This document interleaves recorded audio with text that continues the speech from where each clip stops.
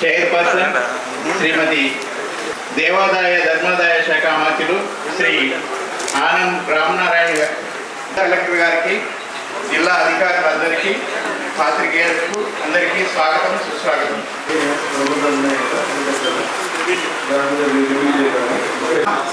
Start అయినప్పటి నుంచి 3 days నుంచి 1 month నుంచి 3 బస్తాలు బాగా ఇచ్చారు. ఇప్పుడు ఈ యాప్ స్టార్ట్ అయినప్పటి నుంచి రైతులందరూ చాలా ఇబ్బంది పడుతున్నారు. ఇంతకుముందు 3కి తగ్గించాం. సో 10-15 లక్షలు మాత్రమే బడ్జెట్ కేటాయించడం జరిగింది.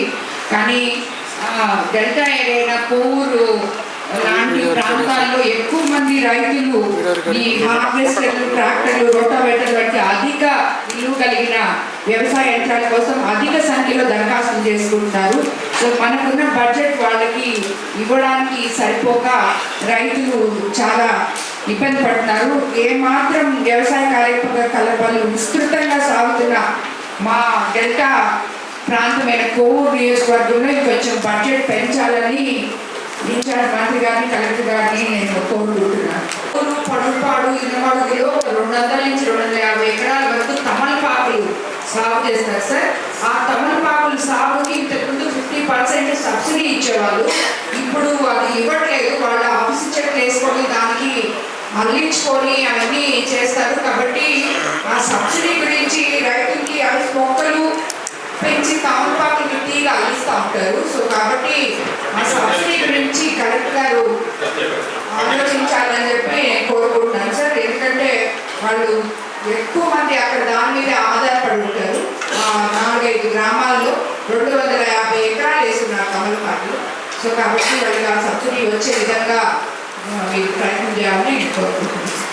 గురించి ఒక చిన్న నోటీస్ యాక్చువల్గా ఇప్పుడు యాప్లో ఎక్కించుకుంటున్నాం 3 బస్తాలు అని చెప్పి మీరు కంక్లూడ్ చేశారు. థ్యాంక్స్ వర్క్ గవర్నమెంట్కి. బట్ ఈ కౌలు రైతులు ఇలాంటి వాళ్ళకందరికీ ఆ యాప్లో ఎక్కించుకునే అవకాశం ఉంది అని చెప్తున్నారు. కానీ వాళ్ళకి అవగాహన లేదు. అగ్రికల్చర్ డిపార్ట్మెంట్ ఈ కౌలు రైతులకి స్వయంగా వాళ్ళ అవగాహన కల్పించి ఆ రైతులు, ఎందుకంటే ఈ 3 బస్తాలు తీసుకునే వాళ్ళు పెద్ద రైతులు 100 ఎకరాలు ఉంటే వాళ్ళు ఎకరా అరెకరా వాళ్ళు అలాగుతున్నారు. చాలా చిన్న సన్నకారు రైతులు ఉన్నారు. వాళ్ళకి దీని మీద అవగాహన లేదు యాప్ మీద. సో అగ్రికల్చర్ డిపార్ట్మెంట్ యాప్ మీద ఎట్లా వాళ్ళు దాంట్లోకి వెళ్ళాలి, ఎలా వాళ్ళు యూరియా టైంకి తీసుకోవాలి. ఎందుకంటే వాళ్ళు అది తెలుసుకునే లోపల యూరియా అయిపోయింది అనుకోండి, వాళ్ళు చాలా ఇబ్బంది పడతారు. సో ఇమ్మీడియట్గా సన్నకారు రైతులకి, కౌలు రైతులకి దీని గురించి అవగాహన సదస్సులు ఏర్పాటు చేసి వాళ్ళకు కూడా అందరికీ వచ్చినట్టు యూరియా రావాలని నేను మీకు అందరికీ తెలియజేస్తాను. మత్స్యకారు సర్వే ఇచ్చినప్పుడు కూడా టెక్నికల్ ఇష్యూస్ అని చెప్పి కొంతమందికి ఆపేశారు. రిక్వెస్ట్ పెట్టాము. వాళ్ళ ఫిషరీస్ డిపార్ట్మెంట్ చుట్టూ తిరుగుతూనే ఉన్నారు. అప్పుడున్న నంబర్ కన్నా ఈసారి ఇంకా ఎక్కువ నంబర్ అయింది ఈ మత్స్యకారు సేవలో. సో వాళ్ళందరూ తిరుగుతూనే ఉన్నారు. ఆఫీసర్స్ దగ్గరికి వెళ్తే వాళ్ళు సరైన ఆన్సర్ లేదు. వాళ్ళు తెలుసుకోవాలని ఒక్కొక్కరైతే 10 సార్లు కూడా ఆఫీస్కి చుట్టూ చెప్తున్నారు.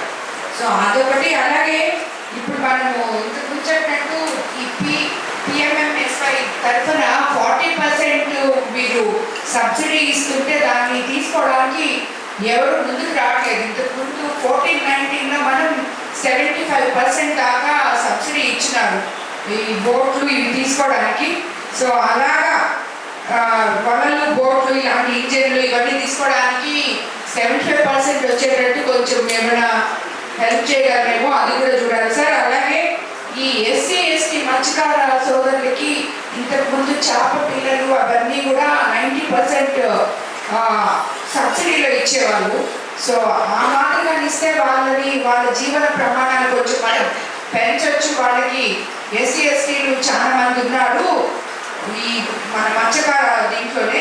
వాళ్ళే కొంచెం స్పెషల్గా హెల్ప్ చేస్తే కొంచెం వాళ్ళు బెటర్గా ఉంటారు. అంటే ఇప్పుడు ఆక్వా సాగు కూడా రైతులకి సరైన గిట్టుబాటు లేక వాళ్ళు ఉత్పత్తి పెరిగిపోయిన దానివల్ల చాలా లాస్ అవుతున్నారు. సబ్సిడీ ఒక 50% తీసుకొని మనము ఏరియేటర్లు ఇలాంటివన్నీ కూడా కొంచెం సబ్సిడీ ఇవ్వగలిగితే వాళ్ళకి కొంచెం బెటర్మెంట్ ఉంటుందేమో, అది కూడా కలెక్టర్ గారు ఆలోచించాలని నేను కోరుకుంటున్నాను. అవుట్ సోర్సింగ్ కింద కన్నా తీసుకొని వాళ్ళకి పేమెంట్స్ చేయించారు కదా, చాలా ఇబ్బంది పడుతున్నారు. ఇది మనం గవర్నమెంట్ వచ్చినప్పటి నుంచి చెప్పుకుంటూనే ఉన్నాం. పోయినసారి మనము వాటర్ ఇది అమౌంట్ కలెక్ట్ చేయాలి అని చెప్పారు. ఆల్మోస్ట్ 36 crores దాకా పెండింగ్ ఉంది. అది కలెక్ట్ చేస్తేనే లేదు, అవుట్ సోర్సింగ్ కింద తీసుకోవాలి. వాళ్ళు ఎంతో చిన్నోళ్ళు, లాస్ట్ వరకు మనకి చివరి ఆయకట్టు వరకు నీళ్ళు కావాలంటే వాళ్ళు చాలా అవసరం. ప్రతి దగ్గరలా ప్రాబ్లం ఉంది. అది మీరు ఇరిగేషన్ డిపార్ట్మెంట్ వాళ్ళని అడిగితే అవుట్ సోర్సింగ్ లో చేయొచ్చు అని చెప్తున్నారు. అది మీరు పర్మిషన్ ఇచ్చి ఇది లాస్ట్ మీటింగ్ లో చెప్తున్నాం. ఈ లోపల కొంచెమన్నా వాళ్ళకి 50% కనీసం ఒక నెల 2 నెలల జీతం అన్నా ఇస్తే వాళ్ళు సాటిస్ఫాక్షన్తో ఉంటారు సార్. మీరు దాన్ని కలెక్ట్ చేసేదానికి ప్రయత్నం చేయండి సార్.